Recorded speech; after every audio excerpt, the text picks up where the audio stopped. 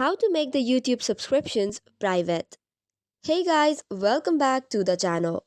If you'd like to hide your YouTube subscriptions and enjoy it on private, here is how you can do it. First and foremost, make sure to tap open the YouTube app. Once that is done, log in using your Google account. And once that is done, tap on your profile from the bottom right corner. Then after, tap on View Channel next to your YouTube name.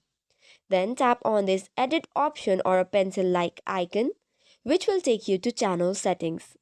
Just below privacy, you will see the option keep all my subscription private.